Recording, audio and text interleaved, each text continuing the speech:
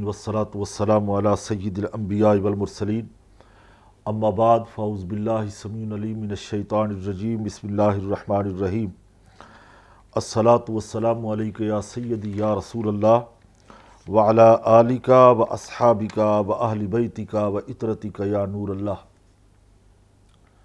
اللہ تعالیٰ کی حمد و ثنا کے بعد پیارے رسول آقائے مولا صلی اللہ تعالیٰ علیہ وسلم کی ذات مقدسہ پر درود و سلام۔ ناظرین کرام، ہمارا یہ پروگرام سیرت الانبیاء جو پوری دنیا میں دیکھا اور سنا جا رہا ہے، الحمدللہ سیاق و سباق کے تحت ہم انبیاء کرام کا ذکر خیر قرآن و احادیث کی روشنی میں کر رہے ہیں، اور دعا ہے کہ اللہ رب العزت اس نیکی کو اپنی بارگاہ میں شرف قبولی عطا فرمائے۔ یقیناً یہ ہمارا پروگرام اتوار پیر جو صبح نشر ہوتا ہے، اس کی برکتیں، اس کے فیوض و برکات امت مسلمہ حاصل کرتی ہے۔ یہ وہ پروگرام ہے جس میں بچے، بوڑھے، جوان، مرد، خواتین سب ہی دیکھ پاتے ہیں اور سبھی اس پروگرام سے فیض یاب ہو سکتے ہیں۔ تو قرآن کی ان آیاتوں کو ہم کوٹ کرتے ہیں جو ہزاروں سال پرانے قصے آج بھی ہمارے سامنے محفوظ ہیں، موجود ہیں۔ یہ ان پیغمبروں کا معجزہ ہے، بلکہ یہ میرے قرآن کا معجزہ ہے، صاحب قرآن کا معجزہ ہے کہ نبی کریم صلی اللہ تعالیٰ علیہ وسلم نے سابقہ انبیاء کرام کی نبوت کی تصدیق فرمائی۔ حضور مصدق ہے، وہ سب انبیاء کرام مبشر تھے۔ حضور نبی کریم صلی اللہ علیہ وسلم کی آمد کی بشارتیں دیتے رہے۔ ناظرین کرام، ان دنوں میں جو ذکر خیر ہو رہا ہے وہ حضرت سیدنا یوسف علیہ السلام کا۔ ہم اپنے پچھلے پروگرام میں حضرت یوسف علیہ السلام کا ذکر یوں کر رہے تھے کہ ایک بادشاہ وقت نے خواب دیکھا، اور اس خواب کی تعبیر بتانے والے اس کی پوری ریاست کے اندر کوئی ایسے کامیاب تعبیر خواہ نہیں تھے سوائے حضرت یوسف علیہ السلام کے۔ پھر کیا ہوتا ہے کہ وہ جس ساقی کو آپ نے پیغام دیا تھا، وہ ساقی جا کے تعبیر پوچھتا ہے، تو حضرت یوسف علیہ السلام نے اس کی تعبیر بتائی، اور پھر حضرت یوسف علیہ السلام کی خدمت میں عرض کیا، یوسف ایھا الصدیق افتینا فی سمع بقرات، اے یوسف، اے صدیق، صدیق معنی سچا، اے سچے نبی، ہمیں ان 7 موٹی گائے کے بارے میں تعبیر بتائیں، اور جو انہیں دبلی گائے کھا رہی ہے، اور 7 سرسبز بالیاں جو دوسری خشک بالیوں کو کھا رہی ہے۔ تو بادشاہ کو جب یہ تعبیر بتائی گئی حضرت یوسف علیہ السلام کی، تو قرآن پاک فرماتا ہے، تزرعون 7 سنین دابا فما حصدتم، تم 7 سال لگاتار کھیتی باڑی کرو گے۔ یوسف علیہ السلام نے فرمایا، تعبیر دی خواب کی، تو تم جو کاٹو لو، اس کھیتی کو جب کاٹ لو تو اس کی بالی کے اندر ہی رہنے دو، یعنی جو گندم تم بیجو اس کو کاٹو، اس کے دانے کو مت نکالو باہر، یعنی وہ بالیوں کے اندر ان دانوں کو رہنے دو، سوائے اس تھوڑے سے غلے کے جو تم کھا لو، تمہاری جتنی ضرورت ہو وہ لے لو، باقی اس کے اندر ہی رہنے دو، اس کو نہیں نکالو۔ پھر اس کے بعد 7 برس سخت آئیں گے تو اس غلے کو کھا جائیں گے، اور جو تم نے ان سالوں کے لیے پہلے جمع کر رکھا ہوگا، مگر وہ تھوڑا سا بچ جائے گا جو تم بچا لوگے، تو پھر ان 7 سالوں کے بعد 1 سال ایسا آئے گا جس میں لوگوں کو بارش دی جائے گی، اور وہ اس میں ایسے ہو جائیں گے کہ رس نچوڑ لیں گے۔ اللہ اکبر، یہ تعبیر بتا رہے ہیں پیغمبر خدا۔ جب یہ خواب کی تعبیر یوسف علیہ السلام سے سن کے اس ساقی نے بادشاہ کی بارگاہ میں یہ تعبیر بتائی، وہ پیغام سنایا، تو پھر بادشاہ کی خدمت میں یہ سارا حال ہوا تو اسے یقین آیا اور تعبیر بہت پسند آئی۔ کہا خدا کی قسم، یہ تعبیر اللہ کا سچا ہی پیغمبر ہی بتا سکتا ہے جو صدیق ہو۔ ناظرین، اللہ کے پیغمبر صدیق ہوتے ہیں، سچے ہوتے ہیں۔ اسی طرح پھر حضرت یوسف علیہ السلام نے فرمایا کہ اسے شوق پیدا ہوا بادشاہ کو کہ میں یوسف علیہ السلام سے ملاقات کروں، ملوں، اور کہا کہ ان کو دربار میں لایا جائے۔ حضرت یوسف علیہ السلام نے بر وقت اپنا فیصلہ سنایا کہ نہیں، ایسا نہیں، پہلے میرا وہ فیصلہ کریں، اگر میں مجرم ہوں تو مجھے سزا دیں، اگر جرم ثابت نہیں ہوتا تو پھر مجھے باعزت بری کیا جائے۔ ناظرین کرام، یہی ہوا، بادشاہ نے فیصلہ کیا اور وہاں پہ ان عورتوں کو بلایا گیا جنہوں نے ہاتھ کاٹے تھے۔ زلیخا کو بلایا گیا، پوچھا ہاں بتائیں، انہوں نے کہا محض الزام تھا، یوسف علیہ السلام بے گناہ ہے، مظلوم ہے۔ پھر بادشاہ وقت نے پیغام بھیجا کہ جا کر انہیں باعزت طریقے سے قید خانے سے باہر لایا جائے۔ یہاں تک مفسرین کرام فرماتے ہیں ناظرین کہ آپ نے ان کی طرف لباس بھیجا، کپڑے، اور انہیں شان و شوکت کے تحت جیسے کوئی دولہا بنتا ہے ایسے ہی ان کو لایا جائے۔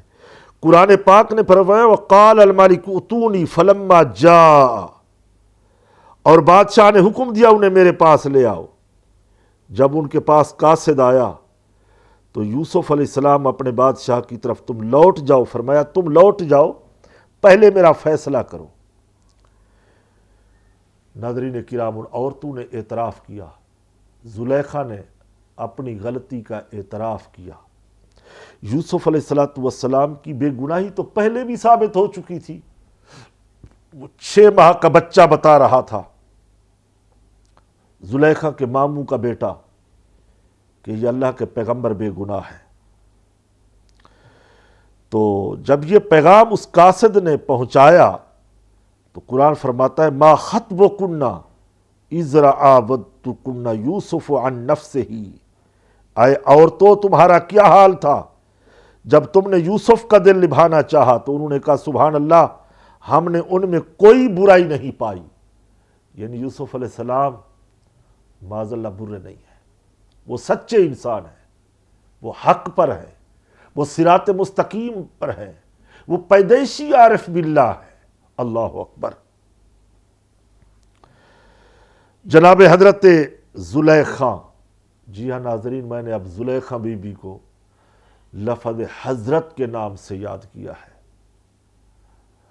جب کوئی بندہ گناہ سے توبہ کرتا ہے، مان لیتا ہے بارگاہ خداوندی میں مجھ سے غلطی ہوئی، اللہ فرماتے ہیں وہ ایسے پاک ہو جاتا ہے جیسے اس نے کوئی گناہ کیا ہی نہیں تھا۔ اللہ اکبر۔ اپنی غلطی کا زلیخا بی بی نے اعتراف کیا تو یہ ان کی توبہ تھی۔ علماء فرماتے ہیں حضرت زلیخا رضی اللہ تعالی عنہا کو برے لفظوں سے یاد کرنا حرام ہے، کسی برے لقب سے۔ ایک تو وہ حضرت یوسف علیہ السلام کی صحابیہ ہے، حضرت یوسف علیہ السلام کو دیکھا ہے، اور بعد میں ان کی بیوی بنی ہے، حضرت یوسف علیہ السلام سے نکاح ہوا ہے۔ توبہ کرنے والا گنہگار بالکل ایسے ہو جاتا ہے جیسے اس نے گناہ کیا ہی نہیں۔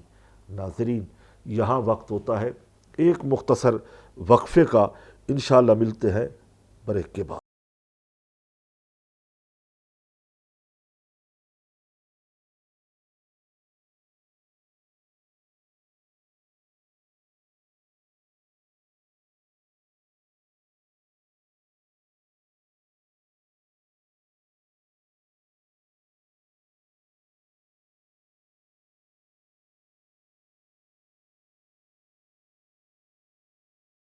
پھر پروگرام سیرت الانبیاء میں ناظرین کو خوش آمدید کہتے ہیں۔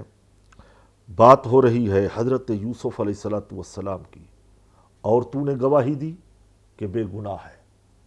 6 سال کے بچے نے گواہی دی حضرت یوسف علیہ السلام کے بارے میں، بے گناہ ہے۔ اب کیا ہوا کہ جب یہ تحقیق کا مطالبہ کرنے کا مقصد کیا تھا یوسف علیہ السلام کا، کہ پہلے میرا فیصلہ کرو پھر ہم قید خانے سے باہر آئیں گے، تو بادشاہ نے تحقیق کروانے کا مقصد حضرت یوسف علیہ السلام نے کچھ یوں بیان فرمایا۔ قرآن کہتا ہے سورہ یوسف میں کہ ذَلِكَ لِيَعْلَمَ أَنِّي لَمْ أُخْنُهُ بِالْغَيْبِ وَأَنَّ اللَّهَ لَا يَهْدِي كَيْدَ الْخَائِنِينَ۔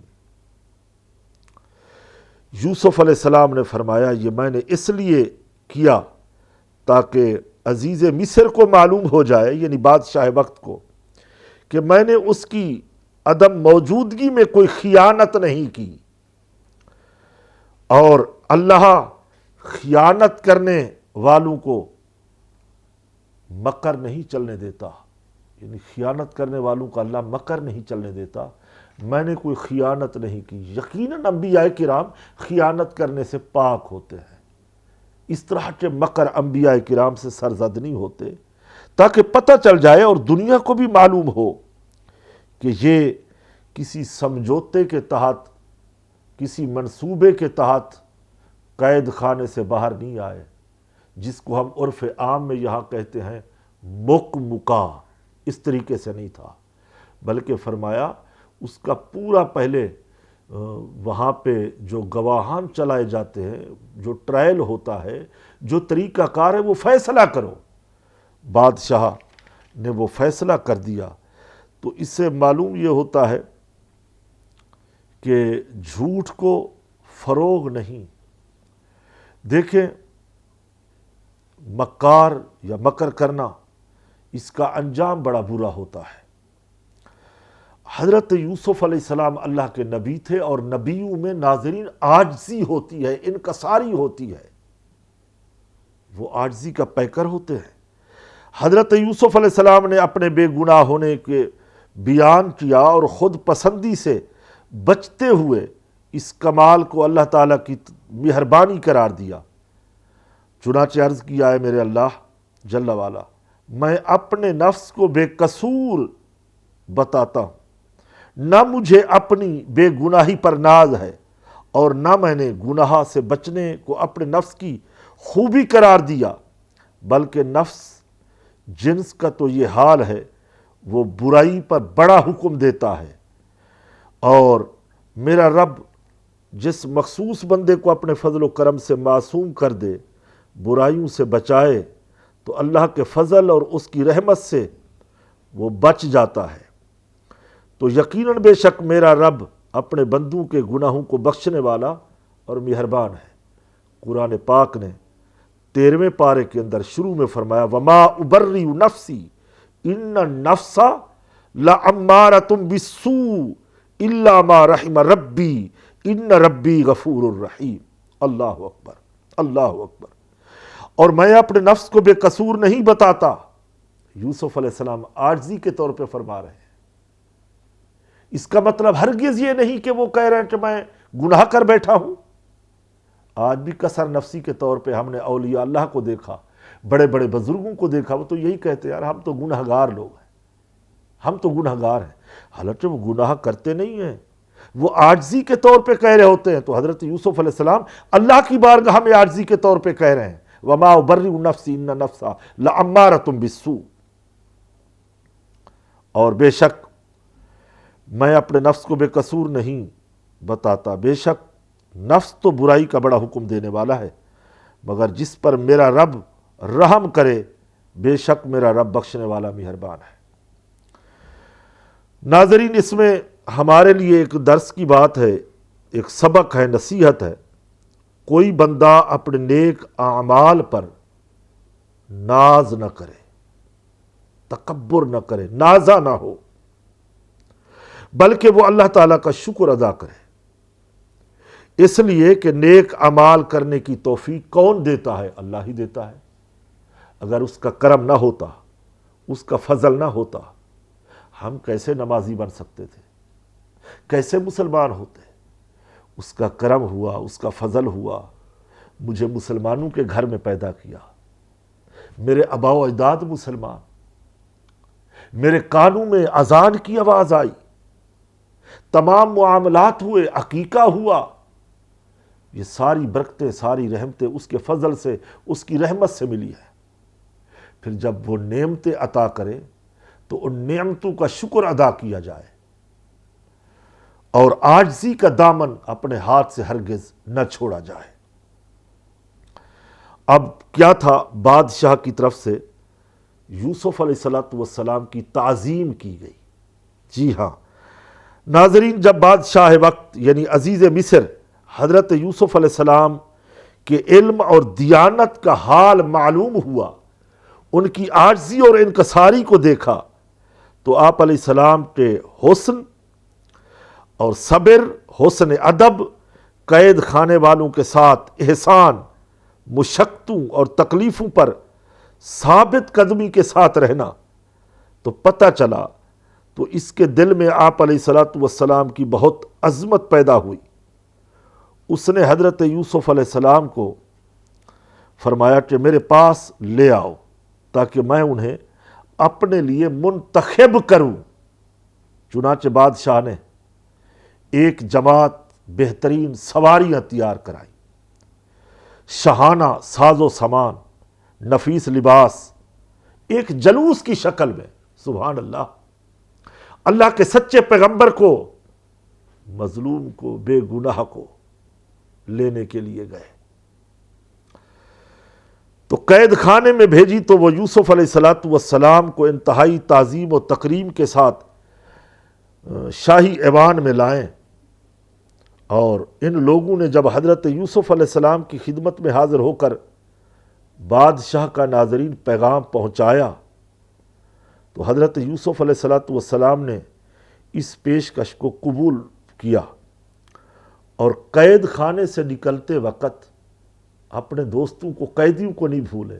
وہ اور قیدی تھا جو بھول گیا تھا، یہ پیغمبرانہ سوچ تھی۔ قیدیوں کے لیے آپ نے دعا فرمائی۔ جب قید خانے سے باہر تشریف لائے تو اس کے دروازے پر لکھا، یہ بلا کا گھر ہے، یہ زندوں کی قبر ہے، جیل خانہ زندوں کی قبر ہے، اور دشمنوں کی بدگوئی اور سچوں کے امتحان کی جگہ ہے۔ قید خانہ سچے لوگوں کے امتحان کی جگہ ہے۔ پھر فرمایا کہ غسل کیا اور پوشاک پہن کر شاہی ایوان کی طرف روانہ ہوئے۔ جب قلعہ کے دروازے پر پہنچے تو فرمایا، میرا رب عز و جل مجھے کافی ہے، میرے رب نے مجھے یہ عزت دی ہے، میرے رب نے مجھے محفوظ رکھا ہے، میرے رب نے مجھے ثابت قدم رکھا ہے۔ تتنزل علیہم الملائکہ اللہ تخافوا ولا تحزنوا وابشروا بالجنہ۔ اللہ اکبر۔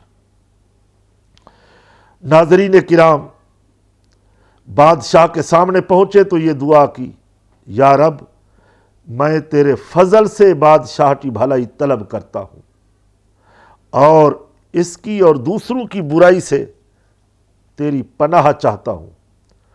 قرآن فرماتا ہے، وقال الملک ائتونی بہ استخلصہ لنفسی فلما کلمہ قال انک، اور بادشاہ نے کہا انہیں میرے پاس لے آؤ تاکہ میں انہیں اپنے لیے منتخب کر لوں۔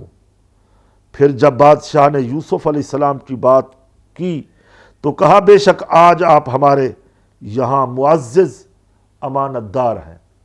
ناظرین کرام، بے نیاز جب نوازنے پہ آتا ہے کیسے نوازتا ہے، جب آزماتا ہے تو کس طرح آزماتا ہے۔ آزماتا تو ہے من الخوف والجوع ونقص من الاموال۔ اللہ اکبر۔ ناظرین، یہاں وقت ہوتا ہے ایک مختصر وقفے کا۔ انشاءاللہ آپ ہمارے ساتھ رہیں گے، ملتے ہیں مختصر وقفے کے بعد۔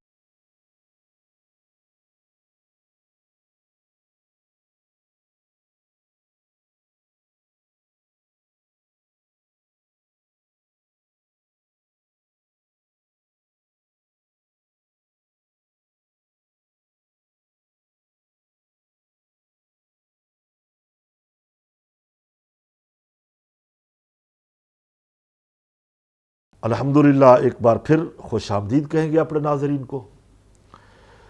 دلچسپ اور روح پرور واقعہ حضرت یوسف علیہ السلام کا جو بیان چل رہا ہے، دل چاہتا ہے کہ اس قصے کو سنتے رہے اور سناتے رہے۔ بہت کچھ ناظرین یہاں سیکھنے کو مل رہا ہے۔ فرمایا کہ قید خانہ بلا کا گھر ہے، اللہ اکبر۔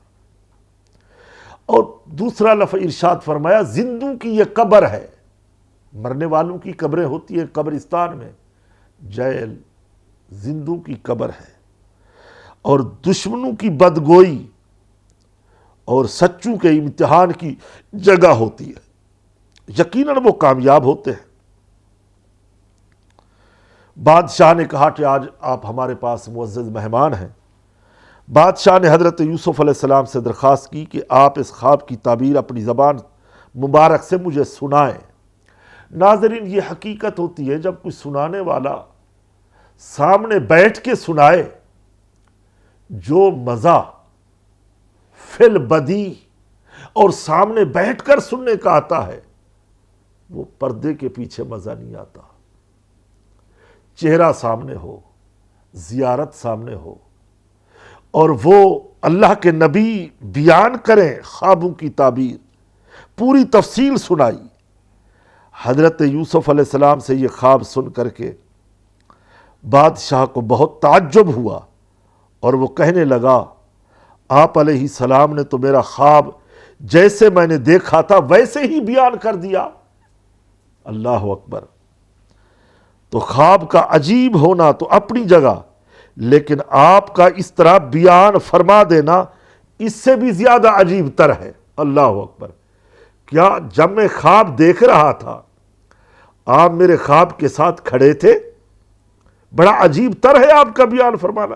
یعنی ایسی عجیب بہترین خوبصورت تعبیر بتائی، مثالیں دے دے کر سمجھایا بادشاہ کو، کہ اطمینان ہو گیا بادشاہ کو کہ یہ بتانے والے سچے ہیں، ان کی زبان سچی ہے۔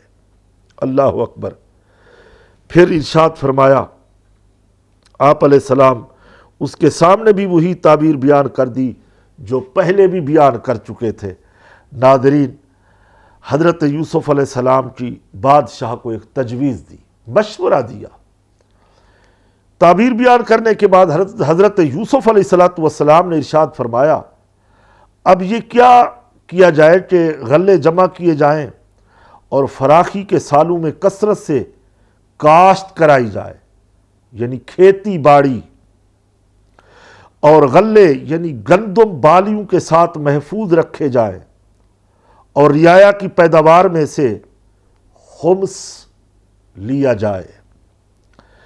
اس سے جو جمع ہوگا اور مصر کے اطراف کے باشندوں کے لیے بھی کافی ہوگا، یعنی قرب و جوار میں جو آبادیاں ہیں، جو باہر کے ملکوں میں سے آتے ہیں، جو اپنی سلطنت کے تمام خزانے میرے سپرد کر دو۔ بے شک میں خزانوں کی حفاظت کرنے والا، انشاءاللہ ان کا مصارف اور امین آپ مجھے پائیں گے۔ بادشاہ نے آپ علیہ السلام سے فرمایا کہ اس سے زیادہ مستحق کون ہو سکتا ہے؟ چنانچہ بادشاہ نے حضرت یوسف علیہ السلام کا یہ مطالبہ پورا کر دیا کہ اس معاملے کو آپ ہی دیکھیں، جیسے جو انتظامات کرنے ہیں اتنے سالوں میں وہ آپ ہی کریں۔ قرآن فرماتا ہے قَالَ اجْعَلْنِي عَلَى خَزَائِنِ الْأَرْضِ إِنِّي حَفِيظٌ عَلِيمٌ۔ یوسف علیہ السلام نے فرمایا مجھے زمین کے خزانوں پر مقرر کر دو۔ اللہ اکبر۔ بے شک میں حفاظت والا، علم والا ہوں، میں پیغمبروں کے گھر سے تعلق رکھتا ہوں۔ سبحان اللہ۔ میں یہ ساری چیزیں جانتا ہوں۔ میرے پردادا نبی، میرے دادا نبی، میرے ابا نبی، میں اولاد پیغمبر ہوں، اور مجھے یقین ہے یہ میں کام کر لوں گا۔ حضرت یوسف علیہ السلام کی بادشاہت شروع ہو جاتی ہے۔ امارت یعنی حکومت طلب کرنے کے 1 سال بعد بادشاہ نے حضرت یوسف علیہ السلام کو بلا کر آپ کی تاج پوشی کی اور انہیں تلوار اور مہر جو اس زمانے کا ناظرین ایک طریقہ تھا سامنے پیش کی. جوہرات لگے ہوئے سونے کے تخت پر تخت نشی کیا. اپنا ملک آپ علیہ السلام کے سپرد کیا. آپ جانیں یہ سلطنت جانے. اور جو اس کا وزیر اعظم تھا قطفیر یعنی عزیز مصر کو معزول کر دیا بادشاہ وقت نے اور اس کی جگہ حضرت یوسف علیہ السلام کو بنایا. تمام خزانے آپ کے حوالے کر دیے. سلطنت کے تمام امور تمام فیصلے جس کو ہم کہتے ہیں سیاہ و سفید. مگر انبیاء کرام سیاہ نہیں سفید. وہ ایسا کرتے ہیں ایسے کریم ہوتے ہیں کہ کرم کرتے ہیں. ہاتھ میں دے دیے. خود اس طرح فرما بردار ہو گیا بادشاہ کہ آپ کی رائے میں کوئی دخل اندازی نہ کرتا نہ دخل دیتا. تو آپ کا ہر حکم یعنی یوسف علیہ السلام کا ہر حکم بادشاہ جو تھا وہ مانتا.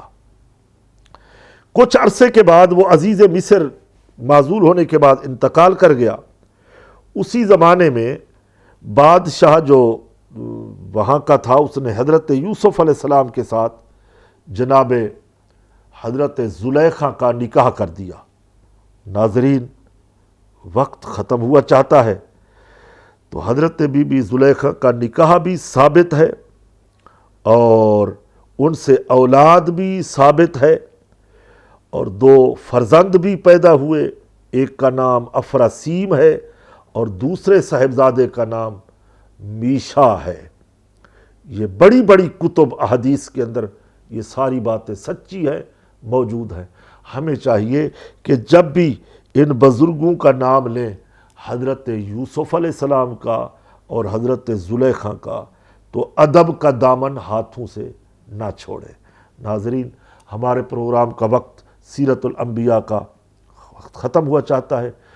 سننے میں بیان کرنے میں کسی کی کوئی کوتاہی کمی پیشی رہ گئی ہو تو اللہ کی بارگاہ میں توبہ کرتے ہیں.